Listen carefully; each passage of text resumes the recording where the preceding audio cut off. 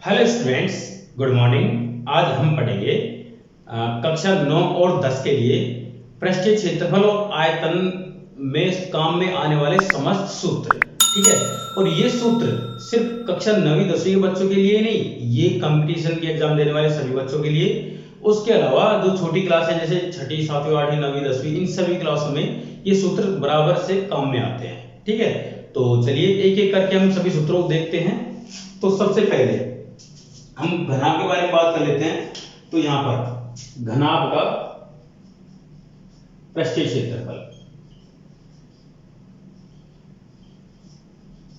घनाभ का पृष्ठीय क्षेत्रफल, तो देखो ये सूत्र होता है 2LB plus BH plus HL। तो यहां पर L, B और H क्या है? L लंबाई है, B चौड़ाई है और H ऊंचाई है। ठीक है, घनाभ कैसा होता है? घनाभ जैसे आप एक डिब्बा मान लीजिए, आयताकार डिब्बा, वो घनाभ ही होता है, जिसकी भुजाएं अलग अलग होती हैं, वो घनाभ का। और अब नेक्स्ट नंबर पे आता है घन का पृष्ठीय क्षेत्रफल। घन का पृष्ठीय क्षेत्रफल,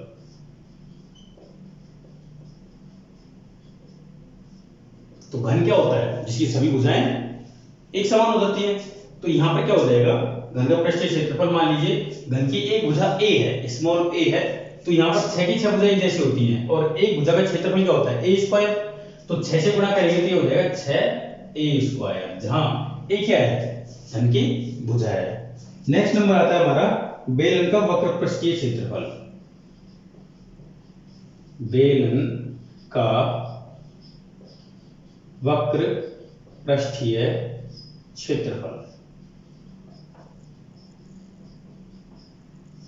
देखिए बेलन कैसा होता है, आपको चित्र में दिख रहा होगा बेलन कैसा होता है। तो यहां पर देखिए, मान लीजिए ये कोई बेलन है, मैं अलग कलर से दिखा रहा हूं, ये कोई बेलन है, ऐसा ही होता है खोखला बेलन, इस तरह से ये बेलन है। तो इसका वक्र पृष्ठीय क्षेत्रफल मतलब भाग से इसका क्षेत्रफल, चारों से जो इसकी सतह होती है ना, वो। तो क्या करेंगे हम? इसको बीचों बीच से काट देंगे और चीर कर चौड़ा कर देंगे, तो एक आयताकार बन जाएगा। तो जो आयत है उसका क्षेत्रफल हो जाएगा। तो यहाँ पर देखो, एक तो इसकी जो ऊंचाई है वो तो इसकी बन जाएगी लंबाई, और चौड़ाई क्या हो जाएगी? इसकी परिधि के बराबर। मतलब यहाँ पर वक्र पृष्ठीय क्षेत्रफल क्या हो जाएगा? 2 पाई r इंटू इसकी ऊंचाई h, ये हो जाएगा 2 पाई RH। नेक्स्ट सूत्र है हमारा बेलन का कुल पृष्ठीय क्षेत्रफल। बेलन का कुल पृष्ठीय क्षेत्रफल, तो देखो वक्र पृष्ठीय क्षेत्रफल तो होगा ही होगा, है ना। इसमें क्या जोड़ देंगे? ऊपर का ये भाग और ये भाग, इन दोनों के क्षेत्रफल और जोड़ देंगे, तो क्या हो जाएगा? कुल पृष्ठीय क्षेत्रफल हो जाएगा। तो यहां पर ये क्या है? वृत्ताकार भाग है, तो 2 गुणा पाई r स्क्वायर। अब जब हम इसमें से कॉमन लेंगे तो 2 पाई r कॉमन आ जाएगा, 2 पाई r, तो यहां पर बचेगा h प्लस r। तो ये फॉर्मूला बन जाता है किसका? बेलन का कुल पृष्ठीय क्षेत्रफल का। नेक्स्ट है शंकु का वक्र पृष्ठीय क्षेत्रफल। शंकु का वक्र पृष्ठीय क्षेत्रफल,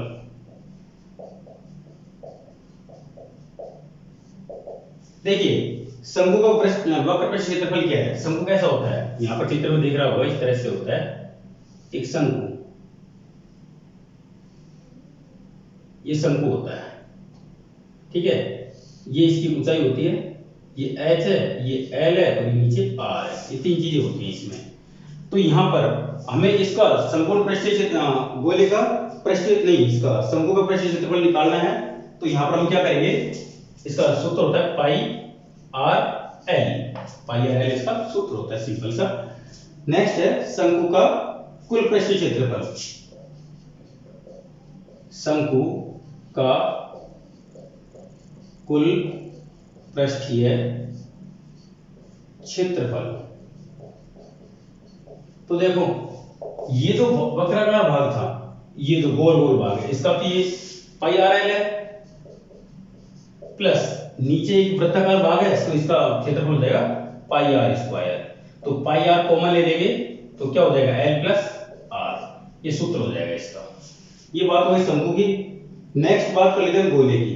तो गोले का पृष्ठीय क्षेत्रफल, गोले का पृष्ठीय क्षेत्रफल। देखिए गोला कैसा होता है, बिल्कुल गोल होता है, चारों तरफ से गोल ही होता है ये। तो यहां पर इसका पृष्ठीय क्षेत्रफल होता है 4 पाई r स्क्वायर, 4 पाई r स्क्वायर। तो ये तो इसका क्षेत्रफल हो गया। नेक्स्ट बात कर लेते हैं अर्धगोले का पृष्ठीय क्षेत्रफल। अर्धगोले का वक्र पृष्ठीय क्षेत्रफल। ध्यान दें संपूर्ण में और वक्र पृष्ठीय क्षेत्रफल में फर्क होता है। तो यहां पर इसका आधा हो जाएगा 2 पाई r स्क्वायर। और अगर हम बात कर लेते हैं अर्धगोले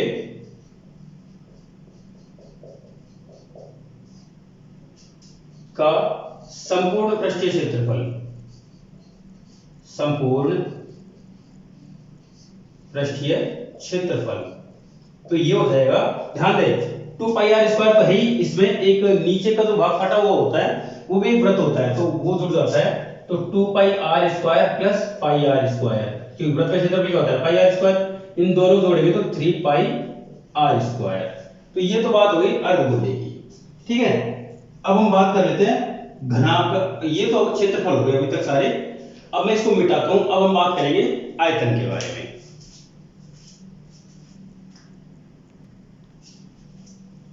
देखिए सबसे पहले घनाभ का आयतन, घनाभ का आयतन तो सबसे सिंपल होता है लंबाई गुना चौड़ाई गुना ऊंचाई, मतलब L B H, तीनों को मल्टीप्लाई कर दो सीधे, ये हो जाएगा घनाभ का आयतन।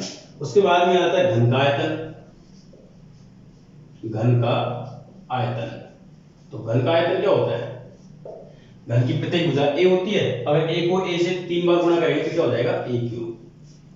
अब नेक्स्ट है बेलन का आयतन, बेलन का आयतन।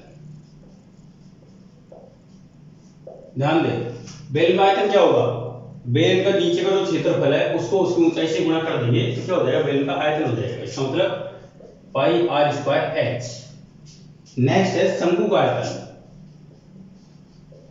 शंकु का आयतन। तो देखो जो शंकु का आयतन है वो जो बेलन है उसके तीसरे हिस्से के बराबर होता है। तो यहां पर देखिए 1/3 पाई r स्क्वायर h, ये इसका शंकु का आयतन हो जाएगा। नेक्स्ट है इसके बाद में गोले का आयतन, गोले का आयतन। तो गोले का आयतन होता है 4/3 पाई r क्यूब। अब बात कर लेते हैं अर्धगोले के आयतन की, अर्धगोले का आयतन। तो अर्धगोले का आयतन क्या होता है, इससे आधा हो जाएगा 2/3 पाई r क्यूब।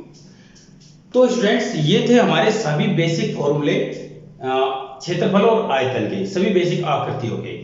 कहीं पे आपको कोई दिक्कत आए तो कमेंट जरूर करें, मुझे जरूर बताएं कि क्या दिक्कत है, और वीडियो को लाइक करें, दोस्तों के साथ शेयर करें और चैनल को सब्सक्राइब जरूर कर लें, ठीक है। और बेल आइकन भी जरूर दबाएं, घंटी का चिन्ह दबाना ना भूलें, क्योंकि मैं इसके बाद में रेगुलर इससे संबंधित प्रश्नावली के सारे सवाल में डालने वाला हूँ कक्षा 9 के लिए।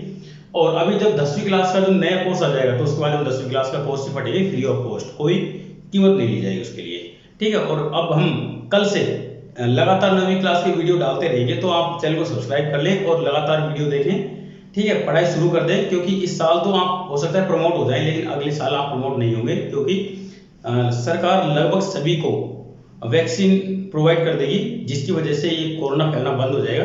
तो आगे अपने फ्यूचर में ध्यान रहे, अगर आप अपनी तैयारी लगातार करते रहेंगे तो 10वीं क्लास में 12वीं क्लास में आप अच्छे नंबरों से पास हो जाएंगे, ठीक है। तो चलिए मिलते हैं अगले वीडियो के साथ में।